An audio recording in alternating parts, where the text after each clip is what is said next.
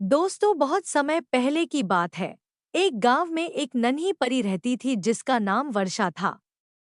वर्षा बहुत ही प्यारी और शरारती परी थी, जो हमेशा खुश रहना चाहती थी और दुनिया के सभी लोगों को भी खुशी देना चाहती थी। एक दिन की बात है, जब वर्षा परी ने देखा कि जंगल में एक बहुत ही सुंदर राजकुमारी खेल रही थी। वह राजकुमारी अपने खेल के साथ साथ खुशियों में पूरी तरह डूबी हुई थी।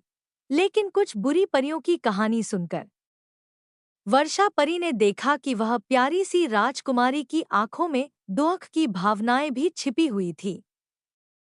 यह को देखकर वर्षा परी ने राजकुमारी से यह सच जानने की कोशिश की वह क्यों दुखी है। वर्षा परी ने राजकुमारी से बात की और उसे पूछा कि क्या हुआ है। राजकुमारी ने बताया कि उसके पास बहुत सारे खिलौने हैं, लेकिन उसकी एक भी दोस्त नहीं है, इसलिए वो दुखी है। वर्षा परी ने देखा कि हंस प्यारी सी राजकुमारी को दोस्तों की जरूरत है। यह सब सोचकर उसने एक बेहतरीन निर्णय लिया। वो राजकुमारी की मित्र बनने का फैसला किया। धीरे धीरे वह राजकुमारी की सबसे अच्छी मित्रा बन गई। वह रोज उस रामकुमारी के साथ खेलती थी। वर्षा परी ने रामकुमारी को बहुत ही कीमती चीज सिखाया कि कैसे खुद को खुश रखने के लिए खुद को प्रिय और सहायक बनाना चाहिए, ना कि दूसरों पर निर्भर रहना चाहिए। प्राचीन समय की बात है। किसी राज्य में एक व्यापारी रहा करता था।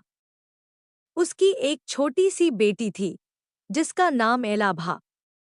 एला बहुत ही खूबसूरत एवं प्यारी बच्ची थी।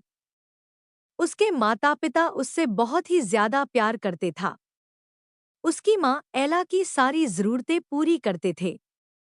एला की माँ की अचानक मृत्यु हो गई। तब से उसकी जिंदगी में एक चीज की कमी थी, वह थी उसकी माँ, जो उसे छोड़कर भगवान के पास चली गई थी। एला की इस कमी को पूरा करने के लिए उसके पिता ने दूसरी विवाह कर ली। उसके पिता से जिससे शादी की थी, उस महिला की दो बेटियां थीं।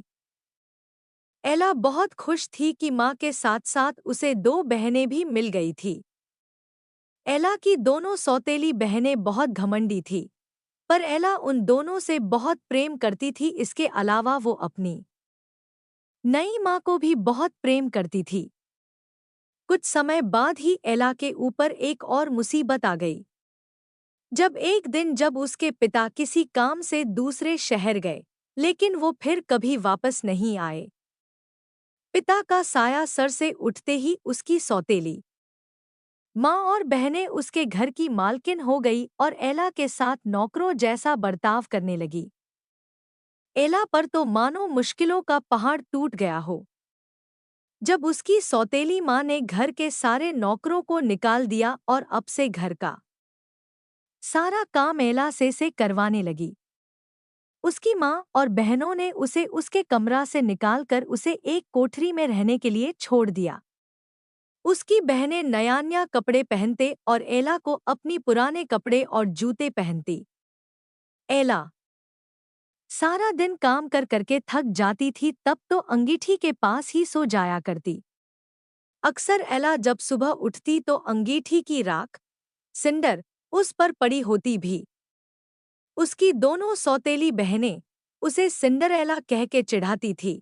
इस तरह उसका नाम एला से सिंड्रेला हो गया।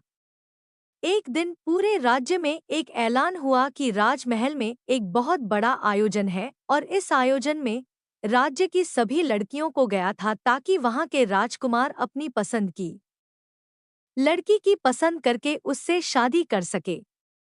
यह सुनकर पूरे राज्य की लड़कियां बहुत उत्साहित एवं खुश थीं।